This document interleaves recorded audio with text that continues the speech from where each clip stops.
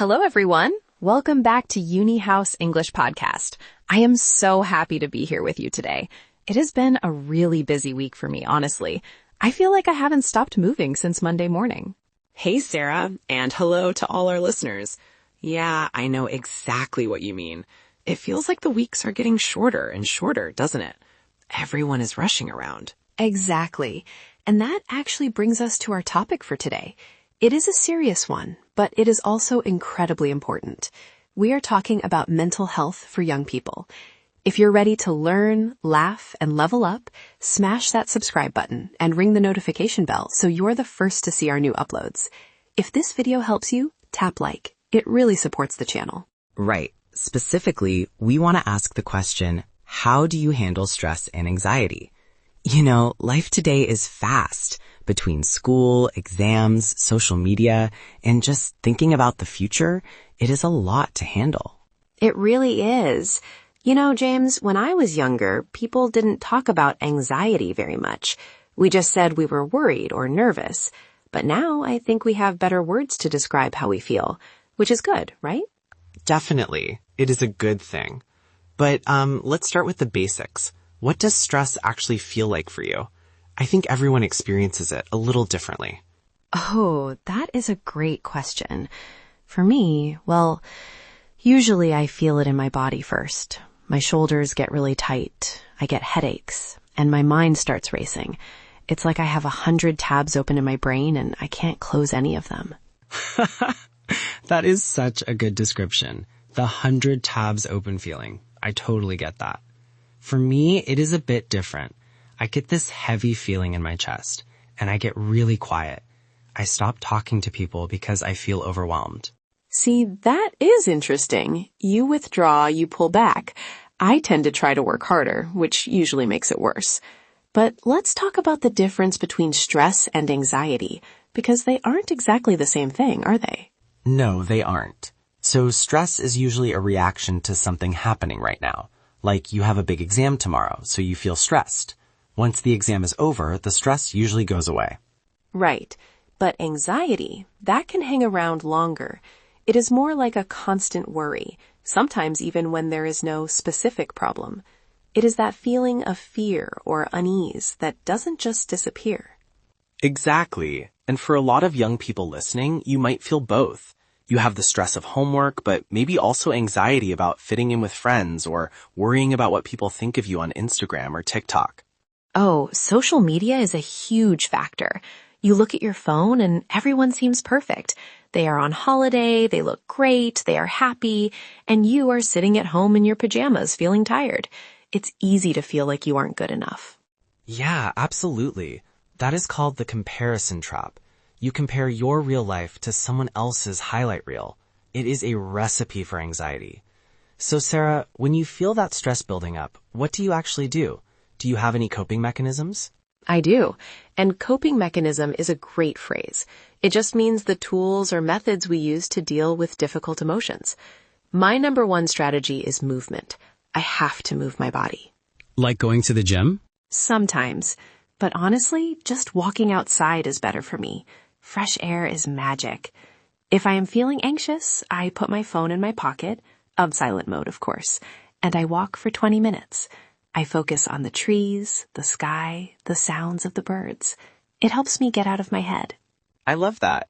Putting the phone away is key. For me, since I am a bit more on the creative side, I like to use my hands. I sketch or draw, or sometimes I just listen to music really loud and dance around my kitchen. I would love to see that. But seriously, music is powerful. It can change your mood instantly. Do you have a specific type of music for when you are stressed? Yeah, actually. If I am angry stressed, I listen to rock music. If I am anxious stressed, I listen to lo-fi beats or classical music. Something without words. It helps my brain slow down. That makes sense. Another thing that helps me is making lists. I know it sounds boring, but sometimes my anxiety comes from feeling like I have too much to do. If I write it all down on a piece of paper, it looks manageable. I can tick things off one by one. That isn't boring at all. That is organizing the chaos. It is actually a form of mindfulness. You are focusing on one task at a time, rather than worrying about the whole mountain of work. Mindfulness. Yes, that is a word we hear a lot these days. Can we explain that a bit simply? Because some people think it means sitting on a mountain and meditating for hours.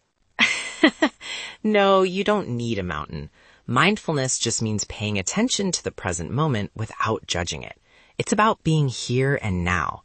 Like when you drink your coffee, just think about the coffee, the taste, the heat. Don't think about your email. It sounds so simple, but it is really hard to do. My brain always wants to jump to the future. What am I cooking for dinner? Did I reply to that text? It takes practice to just stop and breathe. It definitely takes practice. There is a technique I learned called the 4-7-8 breathing method. Have you heard of it? I think so. Is that where you count while you breathe? Yes, you breathe in through your nose for 4 seconds, you hold that breath for 7 seconds, and then you breathe out slowly through your mouth for 8 seconds. It forces your heart rate to slow down. It's like a reset button for your body. I'm gonna try that next time I'm in a stressful meeting. I'll just be sitting there counting silently. But James, what about when these things don't work? Sometimes a walk or breathing isn't enough. That is a really important point. Sometimes the anxiety is too big to handle alone, and that is when you need to talk to someone. It could be a friend, a parent, a teacher, or a professional, like a therapist. Yeah, there is still a bit of a stigma, a negative feeling about asking for help. People think it makes them look weak. But actually, saying I am not okay is one of the bravest things you can do. Couldn't agree more. We go to the doctor if we break our leg, right? We don't try to walk on a broken leg. Mental health is the same. If your mind is hurting, you deserve to get help for it. Absolutely. And for our listeners, checking in on your friends is important too. Sometimes people who are struggling go quiet, like you said earlier, James. Sending a simple text like, hey, thinking of you, can mean the world. It really can. Just knowing you aren't alone makes the burden lighter. Okay, Sarah, we have covered a lot of ground today. We should probably recap some of the language and concepts we used, just to make sure everyone got it. Good idea. Let's do a quick review. So first up, we talked about the difference between stress and anxiety. Right. Stress is usually short-term, caused by a specific trigger, like a test or an event. Anxiety is that lingering, long-term feeling of worry or unease that doesn't go away easily. Then we mentioned coping mechanisms. This is a great B1 level phrase. A coping mechanism is just a strategy or an action you take to help you manage difficult situations or feelings. Exactly. My coping mechanism is drawing. Sarah's is walking. We also talked about mindfulness. This means focusing your awareness on the present moment, calmly acknowledging your feelings without judgment. And we use the word stigma. Stigma is when society has a negative view of something.